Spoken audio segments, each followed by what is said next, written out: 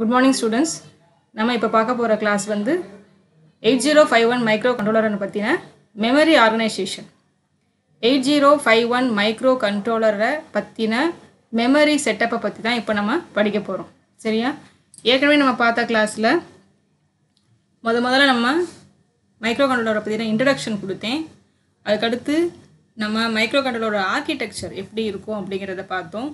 அந்த ஆர்க்கிடெக்சர்ல வரக்கூடிய முக்கியமான பிளாக்ஸை பத்தி நிறைய பார்த்துருக்கோம்.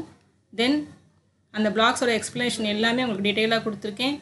பிளாக் டயக்ராமும் ஆர்க்கிடெக்சர் டயக்ராமும் எப்படி இருக்கும் அப்படிங்கிறத சொல்லிவிட்டு அதில் இருக்கக்கூடிய எக்ஸ்பிளனேஷனை எப்படி எழுதணும் அப்படிங்கிறதையும் சொல்லியிருக்கேன். போன கிளாஸில் நம்ம மைக்ரோ கண்ட்ரோலர் 8051 உடைய pin diagram, that is pin details பற்றி படித்தோம். சரிங்களா? ஸோ இது எத்தனை பின் ஐசி ஞாபகம் இருக்கா? கொஞ்சம் ரீகால் பண்ணி பாருங்கள். 8051 மைக்ரோ கண்ட்ரோலர் ஒரு 40 பின் ஐசி. அந்த 40 பின்னுக்கு என்னென்ன ஃபங்க்ஷன்ஸ், அந்த 40 பின் யூஸ் பண்ணி மைக்ரோ கண்ட்ரோலர் என்னென்ன வேலைகள் எல்லாம் செய்யுது அப்படிங்கிறதையும் போன கிளாஸில் நான் உங்களுக்கு சொல்லியிருக்கேன். ஓகேவா? இப்போ நம்ம அடுத்து பார்க்க போகிறது 8051 மைக்ரோ கண்ட்ரோலருடைய memory organisation. Okay, so memory நான் உங்களுக்கு மைக்ரோ ப்ராசஸருக்கும் மைக்ரோ கண்ட்ரோலருக்கும் என்ன வித்தியாசம்னு சொல்லும்போது முக்கியமாக சொன்னது என்னன்னு சொன்னால், மைக்ரோ ப்ராசஸரில் இன்பில்ட்டாக மெமரி கிடையாது. 8085 மைக்ரோ ப்ராசஸரில் இன்பில்ட் மெமரி அப்படிங்கிற ஃபெசிலிட்டி கிடையாது. ஆனால் நம்மளுடைய மைக்ரோ கண்ட்ரோலர் 8051ல் மெமரி இருக்குது. என்ன மெமரி இருக்குது? ரேம் மெமரியும் இருக்குது, ரோம் மெமரியும் இருக்குது. RAM, random access memory, RAM, RAM, அந்த மெமரியும் இருக்குது. ரீட் ஒன்லி மெமரியும் இருக்குது. ரேம் அப்படிங்கிற ரேண்டம் அக்சஸ் மெமரிக்கு பேர் தான் டேட்டா மெமரி. ரேண்டம் அக்சஸ் மெமரிக்கு பேர் தான் என்னதுப்பா?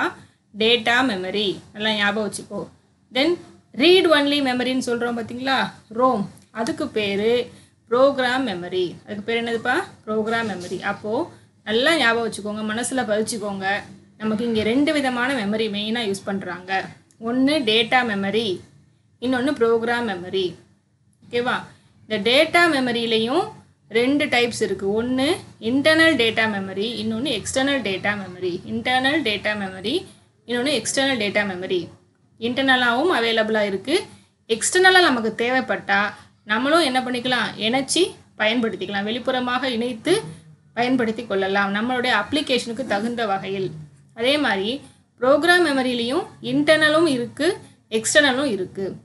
ஓகே, ஸோ இதோட அளவு எவ்வளோ அப்படிங்கிறது தான் இந்த 3 லைன்ஸில் கொடுத்துருக்காங்க. ரொம்ப ரொம்ப முக்கியமானது இது. இது எப்பயுமே நீங்கள் ஞாபகம் வச்சுக்கணும். ஓகேவா? ப்ரோக்ராம் மெமரியில் பாருங்கள், மைக்ரோ கண்ட்ரோலர் 8051 ஆனது அடிப்படையில் 3 வகையான மெமரி பிரிவுகளை கொண்டிருக்கும். 3 வகையான மெமரி பிரிவுகள் என்னென்னு பாருங்கள். 64 கிலோபைட் அளவு கொண்ட ப்ரோக்ராம் மெமரி. எவ்வளோ அதோட அளவு? 64 கிலோபைட்ஸ். ப்ரோக்ராம் மெமரின்னு ஒன்று மட்டும்தான் கொடுத்துருக்காங்க, இன்டர்னல் எக்ஸ்டர்னல் கொடுக்கலையேன்னு யோசிக்க வேண்டாம். சரியா? மொத்தமே இதோட அளவு வந்து 64 கிலோபைட்ஸ் தான், இதுக்கு மேலே கிடையாது. இந்த 64 கிலோபைட்ஸையே internal program memory, external program மெமரின்னு 2 விதமாக நம்ம பிரிக்கலாம். ஓகே, ஸோ ஃபஸ்ட்டு நம்ம ப்ரோக்ராம் மெமரி பற்றி பார்ப்போம். இந்த ஸ்லைடை பாருங்கள். இதுதான் read only memory, ROM. It is called program memory. ஓகேவா? இதில் ப்ரோக்ராம் மெமரியில் எழுத இயலாது. நம்ம என்ன பண்ண முடியும்? ரீட் மட்டும்தான் பண்ண முடியும், ரைட் பண்ண முடியாது. ஏற்கனவே என்ன இருக்கோ அந்த தகவலை படிக்க மட்டுமே நம்மளால் முடியும். புதுசாக போய் நீங்கள் எதையும் ரைட் பண்ண முடியாது. அதனால தான் இதுக்கு பேர் ரீட் ஒன்லி மெமரி. ஓகேவா? ப்ரோக்ராம் மெமரி ஆனது 64 கிலோபைட்டுகள் கொண்ட லொக்கேஷன்களை பெற்றிருக்கும். எவ்வளோ அளவு இருக்கும் இதில்? 64 கிலோபைட்ஸ். இதுக்கு மேலே இருக்கவே இருக்காது. 64 கிலோபைட். இந்த 64 கிலோபைட் ஆனது இன்டர்னல் மற்றும் எக்ஸ்டர்னல் மெமரி ஸ்பேஸ்களை கொண்டிருக்கும். இந்த 64 கிலோபைட்டையே இன்டர்னல் எக்ஸ்டர்னல் 2ஆக பிரிப்பாங்க. அப்போ இன்டர்னல் எவ்வளவு, எக்ஸ்டர்னல் எவ்வளவு தெரிஞ்சுக்கணும் இல்லையா? ஸோ லோயர் 4, கீழே இருக்கக்கூடிய 4 கிலோபைட் அளவை நம்ம இன்டர்னல் ப்ரோக்ராம் மெமரின்னு சொல்லுவோம். 64 கிலோபைட்டை 2ஆக பிரிச்சுக்கோங்க. கீழேருந்து வரக்கூடிய 4 கிலோபைட்டை நம்ம என்ன பண்ணுவோம்? இன்டர்னல் ப்ரோக்ராம் மெமரியாக யூஸ் பண்ணிப்போம். மிச்சம் இருக்கக்கூடிய 60 கிலோபைட்டை எக்ஸ்டர்னல் மெமரியாக யூஸ் பண்ணுவோம். ஓகே, ஸோ ப்ரோக்ராம் மெமரின்னு கேட்டால் உங்களுக்கு அது ரீட் ஒன்லி மெமரி அப்படின்னு சொல்ல தெரியணும். இதை வந்து நம்ம ரீட் மட்டும்தான் பண்ண முடியும், ரைட் பண்ண முடியாது அப்படிங்கிறது தெரிஞ்சிருக்கணும். சரியா? இதில் அளவு எவ்வளவு? 64 கிலோபைட்ஸ். 64 கிலோபைட்ஸ். இது எப்படி வந்து இன்டர்னல் எக்ஸ்டர்னல் பிரிக்கிறாங்க? கீழே இருக்கக்கூடிய 4 கிலோபைட் அளவு இன்டர்னல் ப்ரோக்ராம் மெமரி, மேலே இருக்கக்கூடிய மிச்சம் இருக்கக்கூடிய 60 கிலோபைட் அளவு எக்ஸ்டர்னல் மெமரி அப்படிங்கிறது நல்லா தெரிஞ்சிருக்கணும். ஸோ இதுதான் வந்து ப்ரோக்ராம் மெமரியை பற்றின தகவல். அதை தான் இங்கே டயக்ராமில் கொடுத்துருக்காங்க பாருங்கள். Memory map of program memory. ஓகேவா? Internal external. ஓகே, இதில் இந்த இஏ அப்படின்னு ஒன்று போட்டிருக்காங்க பார்த்தீங்களா?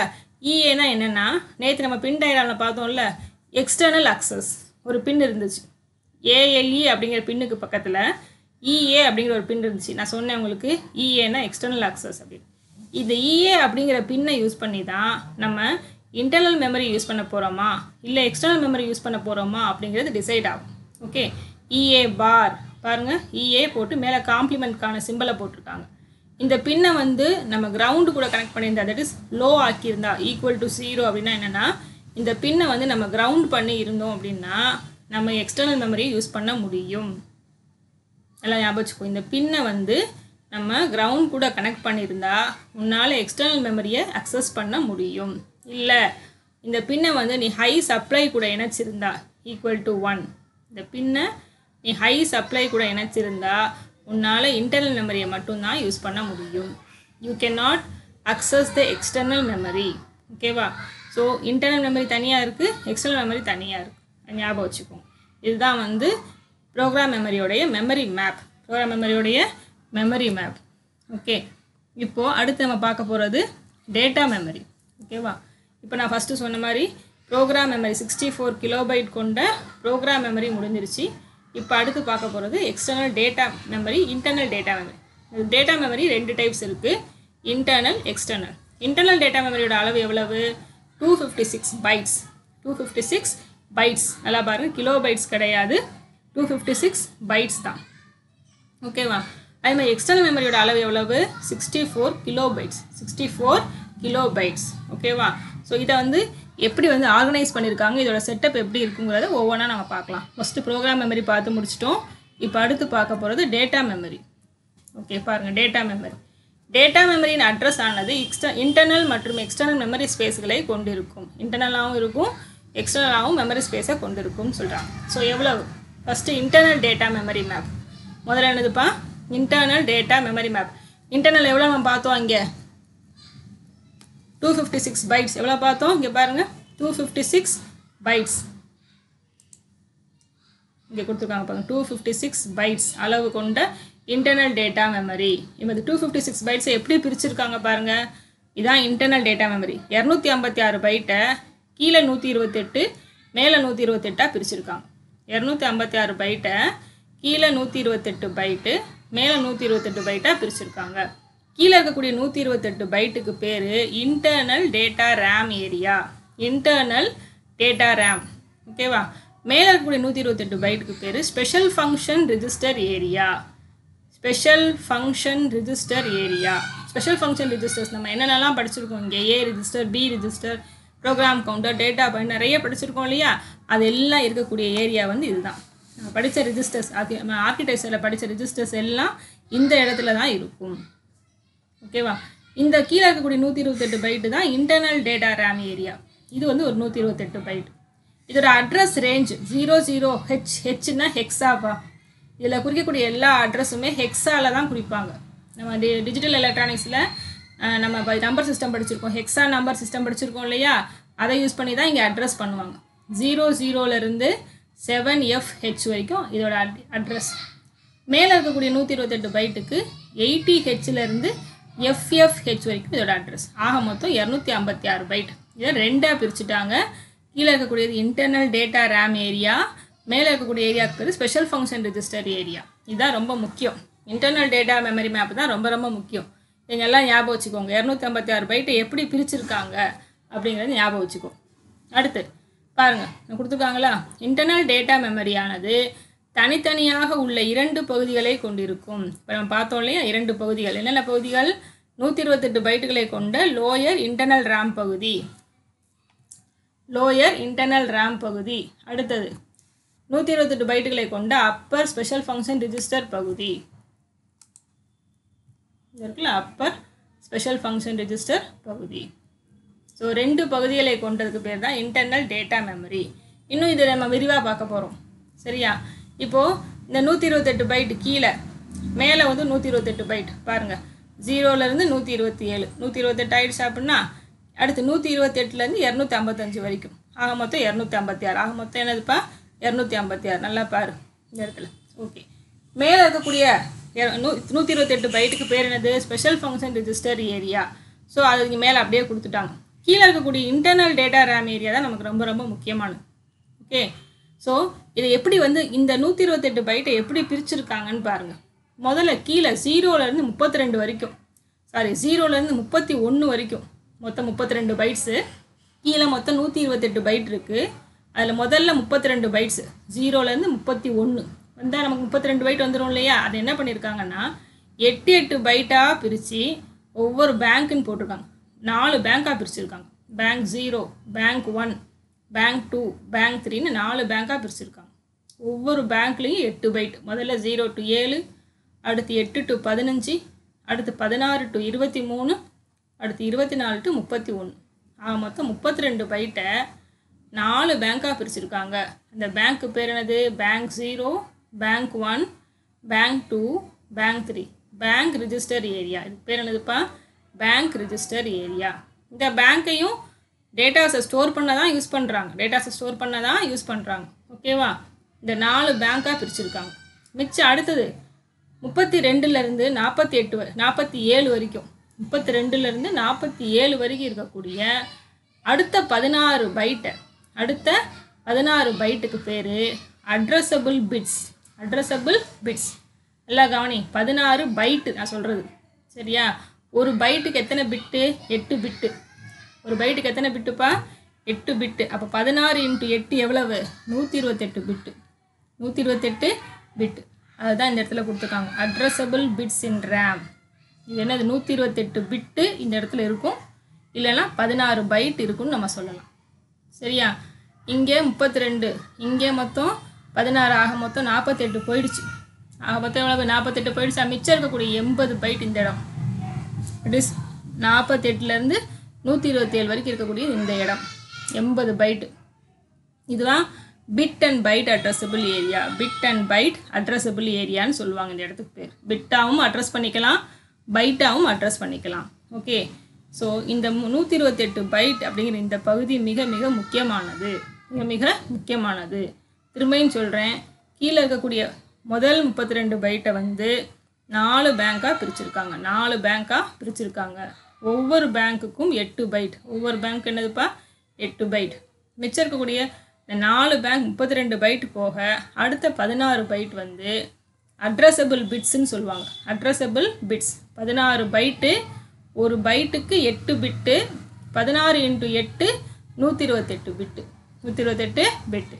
மிச்சம் இருக்கக்கூடிய 80 பைட்ஸை நம்ம bit and byte addressable area. இப்போ என்னது? பிட் அண்ட் பைட் அட்ரஸபிள் ஏரியான்னு சொல்லுவாங்க. ஓகே, இதுதான் வந்து மெயினான பகுதிகள். ஓகே, இந்த பேங்க்கெல்லாம் இருக்கே, இந்த பேங்க்கெல்லாம் வச்சு எப்படி யூஸ் பண்ணுறது, இந்த பேங்க்கை நம்ம எப்படி செலக்ட் பண்ணுறது அப்படின்னு நீங்கள் தெரிஞ்சுக்கணும். ஓகேவா? இப்போ இந்த நம்ம திரும்ப நான் இங்கே உங்களுக்கு architecture of microcontroller diagram கொடுத்துருக்கேன். எதுக்காண்டி கொடுத்துருக்கேன்னா உங்களுக்கு ஞாபகப்படுத்துக்கேன். இந்த இடத்துல PSWன்னு ஒரு ரிஜிஸ்டர் இருக்கு இல்லையா? இந்த PSWனா என்னது?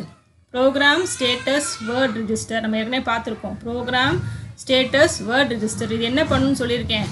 ப்ரோக்ராமோடைய ரிசல்ட்டோட தன்மையை வந்து வெளிப்படுத்தக்கூடிய ரிஜிஸ்டர் இது. ஏதாவது ரிசல்ட் வந்து 0வாக வருதா, பாசிட்டிவாக வருதா, நெகட்டிவாக வருதா அப்படின்னு தெரிவிக்கும். கேரி இருக்கா அப்படிலாம் சொல்லுன்னு சொல்லியிருக்கேன். ஓகே, இந்த PSW ரிஜிஸ்டருடைய செட்டப்பை தான் இதில் பார்க்குறீங்க. இந்த 8 பிட் என்னென்ன இருக்கும் PSW ரிஜிஸ்டரில் என்னென்னலாம் இருக்கும்? 8 பிட்ஸ் இருக்கா பாருங்கள். இதில் மொத்தம் 8 பிட்ஸ் இருக்கா பாருங்கள். முதல் பிட்டு P, D0லேருந்து D7 வரைக்கும். முதல் பிட்டு D, என்ன? D0 என்னது? Pனா பேரிட்டி ஃப்ளாக். Pனா என்னதுப்பா? ஃப்ளாக். ஃப்ளாக்னா சுட்டி காட்டக்கூடிய இடம், அதுதான் ஃப்ளாக்னு சொல்லுவாங்க. பேரிட்டி ஃப்ளாக்னா என்னென்னா, உங்கள் ரிசல்ட்டில் தவறுகள் இருந்தால் இந்த பிட்டு வந்து 0ன்னு இருக்காது, 1ன்னு ஆகிடும். இந்த பிட்டு என்ன ஆகிடும்? 1ன்னு ஆகிடும். இந்த பிட்டு 1ஆ இருந்துச்சுன்னா உங்களுக்கு வந்திருக்க ரிசல்ட்டில் எரர் இருக்குதுன்னு அர்த்தம். அதை சுட்டி காட்டுறது தான் இந்த இடம். ஓகேவா? அடுத்து D1, இதை வந்து நம்ம யூஸ் பண்ணவே இல்லை, அதனால் பிளாங்காக இருக்குது. அடுத்து ஓவி அப்படின்னா ஓவர்ஃப்ளோ. ஓவினா என்னதுப்பா? ஓவர்ஃப்ளோ. ரிசல்ட்டில் ஓவர்ஃப்ளோ இருந்துச்சுன்னா இந்த பிட்டு 1 ஆகிடும். இந்த பிட்டு என்ன ஆகிடும்? 1 ஆகிடும். ஓகேவா? அடுத்து இந்த இடத்த இப்போ கடைசியாக பாருங்கள். சிஒய்னா கேரி ஃப்ளாக், ஏசினா ஆக்சிலரி கேரி ஃப்ளாக். ஸோ நமக்கு உருவாகக்கூடிய ரிசல்ட்டில் கேரி இருந்தால் இந்த பிட்டு 1 ஆகும். ஆக்சிலரி கேரி இருந்துச்சுன்னா இந்த பிட்டு 1 ஆகிடும். இந்த பிட்டு என்ன ஆகிடும்? 1 ஆகிடும். ஓகேவா? அடுத்து எஃப்நாட்னா யூசர் ஃப்ளாக். அதாவது ப்ரோக்ராம் எழுதக்கூடிய யூசர் வந்து அவங்களுடைய அப்ளிகேஷனுக்கு தேவைப்பட்டால் இந்த பிட்டை பயன்படுத்தி கொள்ளலாம். இந்த பிட்டை என்ன பண்ணிக்கலாம்? பயன்படுத்தி கொள்ளலாம். ஓகேவா? அடுத்து இந்த 2 தான் நம்ம இன்னும் பார்க்கல. இது என்னன்னு சொன்னால் RS0 it is register bank selector bit 0. RS1 என்னன்னா ரிஜிஸ்டர் பேங்க் செலக்டர் பிட் 1. இப்போ நம்ம பார்த்தோம் இல்லையா என்ன பேங்க்? இப்போ நம்ம டேட்டா மெமரியில் பார்த்தோம்ல 4 பேங்க் இருக்குதுன்னு பார்த்தோம்ல, அந்த பேங்க் தான் இது. இந்த 2 பிட்டை வச்சு தான் இந்த PSW ரிஜிஸ்டரில் இருக்கக்கூடிய இந்த 2 பிட்ஸை வச்சு தான் நீங்கள் அந்த மெமரியில் இருக்கக்கூடிய 2 பேங்க்கை செலக்ட் பண்ண முடியும். எந்த பேங்க்கில் போய் நான் டேட்டாவை ஸ்டோர் பண்ணணும் அப்படிங்கிறத செலக்ட் பண்ண முடியும். அதனால தான் இந்த இடத்துல இதை போட்டிருக்கேன் நான். ஓகேவா? பாருங்கள், RS0 RS1 இருக்கா? இது ரெண்டுமே 00ன்னு இருந்தால் பேங்க் 0 செலக்ட் ஆகும். எந்த பேங்க் 0? இந்த இருக்குது பார்த்தீங்களா, இந்த பேங்க் 0 செலக்ட் ஆகும்.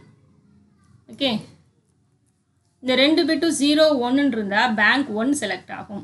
இது 1 0ன்னு இருந்தால் பேங்க் 2 செலக்ட் ஆகும். 1 1ன்னு இருந்தால் பேங்க் 3 செலக்ட் ஆகும். அப்போது PSW ரிஜிஸ்டர் இருக்கக்கூடிய இந்த 2 பிட்டை பயன்படுத்தி தான் நம்ம டேட்டா மெமரியில் இருக்கக்கூடிய இந்த 4 பேங்க்கில் ஏதாவது ஒரு பேங்க்கை சூஸ் பண்ணி நம்மளுடைய டேட்டாவை நம்ம ஸ்டோர் பண்ணி வைக்கலாம். ஓகே, ஸோ இதுதான் வந்து இந்த பேங்க் ரிஜிஸ்டர் ஏரியாவுடைய முக்கியமான பகுதி. ஓகே, அடுத்தது புரியுதா? PSW ரிஜிஸ்டர்னா என்னன்னு தெரியுதா? இதில் 8 பிட் இருக்குது. இதில் இருக்கக்கூடிய பிட்ஸை பயன்படுத்தி நம்ம எரர் இருக்கான்னு கண்டுபிடிச்சிக்கலாம், கேரி உருவாயிருக்கான்னு தெரிஞ்சுக்கலாம், ஆக்சிலரி கேரி இருக்கான்னு தெரிஞ்சுக்கலாம், ரிசல்ட்டில் ஓவர்ஃப்ளோ இருக்கான்னு தெரிஞ்சுக்கலாம். அதே நேரத்தில் டேட்டா மெமரியில் இருக்கக்கூடிய பேங்க்ஸையும் நம்ம என்ன பண்ணலாம்? செலக்ட் பண்ணிக்கலாம் இந்த 2 பிட்டை வச்சு. அடுத்தது இப்போ நம்ம பார்த்தது இன்டர்னல் டேட்டா மெமரி முடிஞ்சாச்சு. அதுக்கடுத்து external data memory. External data மெமரியோட அளவு எவ்வளோனா 64 கிலோபைட்ஸ். எவ்வளோப்பா? 64 கிலோபைட்ஸ். இந்த இடத்துல இன்னொரு F வரணும். 0000லேருந்து 4 F இங்கே போடணும். சரி, ஒரு F மிஸ் ஆகிருக்கு, பார்த்துக்கோங்க. Address range. So external data மெமரிக்கு உள்ள டிவிஷன்ஸ்லாம் எதுவும் கிடையாது, ஜஸ்ட் அதோட அளவை மட்டும் தெரிஞ்சுக்கோங்க. இன்டர்னல் டேட்டா மெமரியோட அளவு 256 பைட்டு, எக்ஸ்டர்னல் டேட்டா மெமரியோட அளவு வந்து 64 கிலோபைட். எக்ஸ்டர்னல் டேட்டா மெமரியோட நம்ம இந்த சாப்டரை இன்றைக்கி முடிச்சுக்கலாம். இது வரைக்கும் நம்ம மைக்ரோகண்ட்ரோலரோட ஆர்கிடெக்சர், பின் டயக்ராம், மெமரி மேப் 3 கொஷின்ஸுமே பார்த்துட்டோம். இது 3மே ரொம்ப முக்கியமான கொஷின்ஸ். செமஸ்டரில் இதில் இந்த 3 கொஷினில் ஏதாவது ஒரு கொஷின் உங்களுக்கு கட்டாயமாக வரும். ஸோ கேர்ஃபுல்லாக இந்த ஆடியோவை லிசன் பண்ணி நோட்ஸ் எல்லாம் எடுத்து வச்சுட்டு படிக்க ஆரம்பிங்க. Thank you students. நம்ம அடுத்த செஷனில் பார்க்கலாம்.